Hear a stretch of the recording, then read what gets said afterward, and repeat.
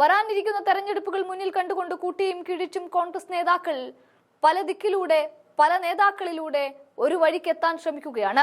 അതിന്റെ ഭാഗമായിട്ടാണ് കഴിഞ്ഞ ദിവസം ഡൽഹിയിൽ പല കൂടിക്കാഴ്ചകളും നടന്നത്. ആ കൂടിക്കാഴ്ചകൾക്കൊക്കെ ശേഷം VD സതീശൻ ഡൽഹിയിൽ നിന്നും കേരളത്തിലേക്ക് കാലുകുത്തിയിരിക്കുകയാണ്. സണ്ണി ജോസഫിനെയും കൂട്ടിക്കൊണ്ടാണ് സതീശൻ ഡൽഹിക്ക് പറഞ്ഞത്. അവിടെ ശശി തരൂരിനെ വരച്ച വരയിൽ നിർത്താനായി എന്നുള്ളത് വലിയൊരു നേട്ടമായി തന്നെ എടുത്തു കാണിക്കാനും സാധിക്കും. അതിനുശേഷം കേരളത്തിൽ കളം നിറഞ്ഞാടുകയാണ് VD സതീശൻ. ഇത്തവണയും ആരോഗ്യമന്ത്രിയും വീണ ജോർജിനെതിരെയും വനമന്ത്രി AK ശശീന്ദ്രനെതിരെയും നിർത്തിപ്പൊരിക്കുകയും കുടഞ്ഞെറിയുകയുമാണ് VD. ഡോക്ടർ ഹാരിസിനെ വളഞ്ഞ വഴിയിലൂടെ പുറത്താക്കാൻ നോക്കുന്ന മന്ത്രിക്കെതിരെയാണ് VDയുടെ യുദ്ധപ്രഖ്യാപനം. 3 വിഷയങ്ങളാണ് പ്രധാനമായും VD സതീശൻ ഇവിടെ ഉന്നയിച്ചത്. ആ 3-ൽ 2-ലും കേരളം ഭരിക്കുന്ന CPMന്റെ 2 മന്ത്രിമാർ പ്രതിക്കൂട്ടിലാവുമ്പോൾ മറ്റൊന്ന് BJPയുടെ ഒഡീഷയിൽ നടത്തിയ ഇരട്ടത്താപ്പിന്റെ കഥ കൂടിയാണ്. ഛത്തീസ്ഗഡിന് പിന്നാലെ ഒഡീഷയിൽ അരങ്ങേറിയ കന്യാസ്ത്രീകൾക്കും വൈദികർക്കും നേരെയുള്ള ആക്രമണത്തെക്കുറിച്ചായിരുന്നു. അതിനിടയിൽ കോൺഗ്രസിന്റെ പുനഃസംഘടനയെക്കുറിച്ചുള്ള ചോദ്യങ്ങൾക്കും കുറിക്കുകൊള്ളുന്ന മറുപടിയാണ് VD സതീശൻ എന്ന പ്രതിപക്ഷ നേതാവ് നൽകിയത്. ആ തകർപ്പൻ രംഗങ്ങളും ഒന്ന് കാണാം. ഒരു വലിയ സത്യം വെളിപ്പെടുത്തിയ, കേരളത്തിലെ ആരോഗ്യരംഗം എന്താണ് എന്ന് വെളിപ്പെടുത്തിയ, സത്യസന്ധമായി വെളിപ്പെടുത്തിയ, 1 രൂപ പോലെ കൈക്കൂലി വാങ്ങിക്കാത്ത ഒരു ഡോക്ടർക്കെതിരായി, ഡോക്ടർ ഹാരിസിനെതിരായി ആരോഗ്യമന്ത്രിയുടെ നേതൃത്വത്തിലാണ് ഗൂഢാലോചന. അയാളെ അപകീർത്തിപ്പെടുത്താൻ, അയാളെ അപമാനിക്കാൻ, അവിടെ വാങ്ങിയ സർജിക്കൽ എക്യുപ്മെന്റിന്റെ പാർട്സ് അവിടെ ഉണ്ടായില്ല എന്ന് കള്ളം പറഞ്ഞു ഇല്ലേ? എന്നിട്ട് അദ്ദേഹത്തെ മോഷണക്കുറ്റത്തിന് പ്രതിയാക്കാൻ ശ്രമിച്ചു. ശക്തിയായ എതിർപ്പ് വന്നപ്പോൾ ഇപ്പോൾ കാണാതെ പോയ സംഭവം കണ്ടെത്തി. ഇന്നും സൂപ്രണ്ടും പ്രിൻസിപ്പലും കൂടി ആ ബഹുമാനായ കേരളം മുഴുവൻ ആദരിക്കുന്ന ആ ഡോക്ടറെ അപകീർത്തിപ്പെടുത്താൻ പിന്നെ പത്രസമ്മേളനം നടത്തി. ആ ഡോക്ടറെ അപമാനിച്ച് ഇത് ആരും ഇനി വെളിപ്പെടുത്താതിരിക്കാൻ, ബാക്കിയുള്ള ആരോഗ്യ പ്രവർത്തകരുടെ വായടപ്പിക്കാൻ ആരോഗ്യമന്ത്രിയുടെ നേതൃത്വത്തിൽ നടക്കുന്ന ഗൂഢാലോചനയാണ്. അതിനെ ഞങ്ങൾ ചെറുത്തു തോൽപ്പിക്കും. ഡോക്ടർ ഹാരിസിന്റെ മീതെ ഒരു നുള്ളും മണ്ണുവാരിയിടാൻ കേരളത്തിലെ പ്രതിപക്ഷം സമ്മതിക്കില്ല. അദ്ദേഹത്തെ ഞങ്ങൾ പ്രൊട്ടക്ട് ചെയ്യും.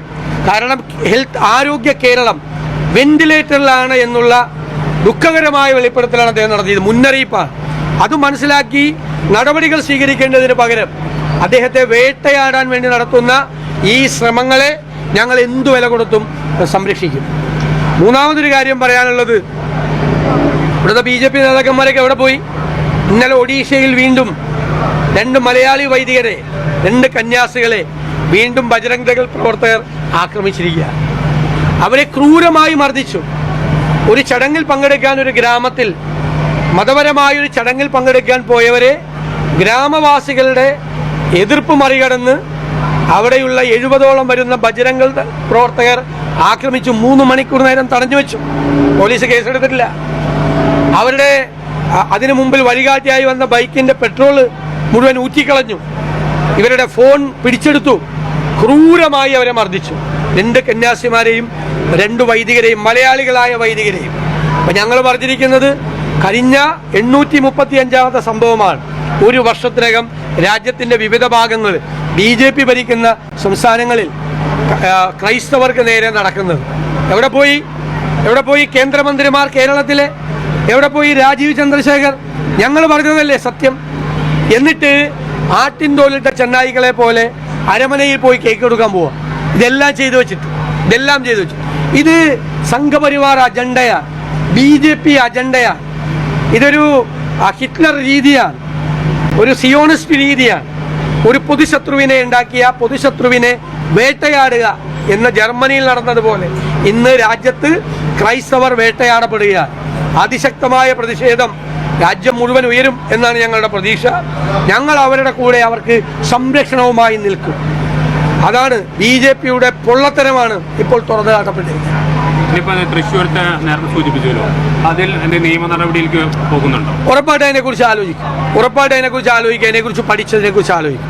രണ്ടാമത്തെ ദിവസം ഈ ഹാരിസിന്റെ മുറിയിൽ നിന്ന് എക്യുപ്മെന്റ് കിട്ടിയെന്ന് പ്രിൻസിപ്പൾ തന്നെ വാർത്താസമ്മേളനം നടത്തി പറഞ്ഞിരിക്കുകയാണ്. അപ്പൊ ഇവർ എന്ത് അന്വേഷണം നടത്തിയത്? അയാളെ മോഷണക്കുറ്റത്തിൽ പ്രതിയാക്കാൻ വേണ്ടിയിട്ടുള്ള അന്വേഷണമാണ് ആദ്യം നടത്തിയത്.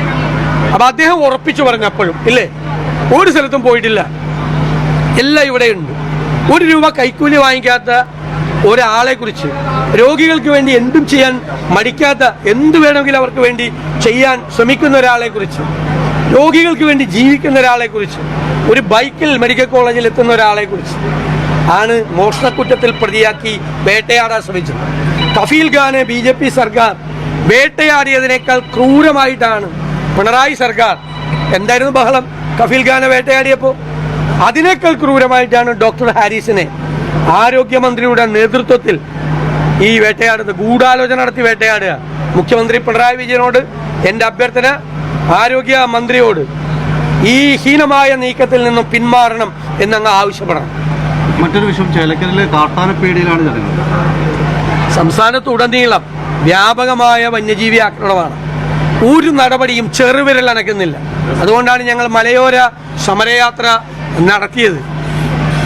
മലയോരത്ത് ജീവിക്കുന്ന ജനങ്ങളെ അവരുടെ വിധിക്ക് വിട്ടുകൊടുത്തിരിക്കുന്ന സർക്കാരാണ്. ഒന്നും ചെയ്യില്ല. ആ വനം വകുപ്പ് മന്ത്രി ഒരു കാര്യവും ചെയ്യില്ല, ചെറുവിരൽ അനക്കില്ല. മരിച്ചെങ്കിൽ ഉള്ള നഷ്ടപരിഹാരം കൊടുക്കുക. ഇതാണ് ലൈൻ. പ്രതിരോധിക്കാനുള്ള ഒരു മാർഗങ്ങളും അവലംബിക്കുന്നില്ല. ഒരു പ്രതിരോധ മാർഗം, അതായത് പരമ്പരാഗതമായ രീതിയിലുള്ള പ്രതിരോധവും ഇല്ല, മറ്റ് സംസ്ഥാനങ്ങൾ സ്വീകരിച്ചിട്ടുള്ള ആധുനികമായ സങ്കേതങ്ങളുമില്ല.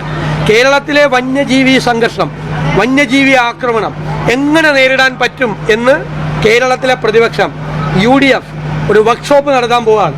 ഞങ്ങൾ കാണിച്ചു തരാം എന്തെല്ലാം നടപടികൾ ലോകത്തിന്റെ വിവിധ ഭാഗങ്ങളിലുണ്ടെന്ന്. കേരളത്തിലെ വനം വകുപ്പും ഈ വനം മന്ത്രി ഇത് അറിഞ്ഞിട്ടില്ല. ഞങ്ങൾ നടത്താൻ പോവാണ്, വർക്ക്ഷോപ്പ് നടത്താൻ പോവാം. KPCC പുനഃസംഘടനയും അതേപോലെ തന്നെ DCC പ്രസിഡന്റുമാരുടെ തെരഞ്ഞെടുപ്പ് സംഘടനാപരമായിട്ടുള്ള കാര്യമാണ്, അതിനൊരു പ്രോസസ്സാണ്. അപ്പോൾ ഞാനും KPCC പ്രസിഡന്റും കൂടി ഡൽഹിയിൽ പോയി, അവിടെ പാർലമെന്റ് സമ്മേളനം നടക്കുകയാണ്. മുതിർന്ന നേതാക്കളാണ്, MP-മാർ. അവരോട് സംസാരിക്കാൻ പറ്റിയിരുന്നില്ല. ഞങ്ങൾ 2 ദിവസം എടുത്ത് അവരുമായിട്ട് വിശദമായി സംസാരിച്ചു. അവരുടെ അഭിപ്രായങ്ങളൊക്കെ തേടി ഇനിയിപ്പോൾ അത് ക്രോഡീകരിച്ച് ഞങ്ങൾ ഒരുമിച്ചിരുന്ന് പരിഹരിക്കും.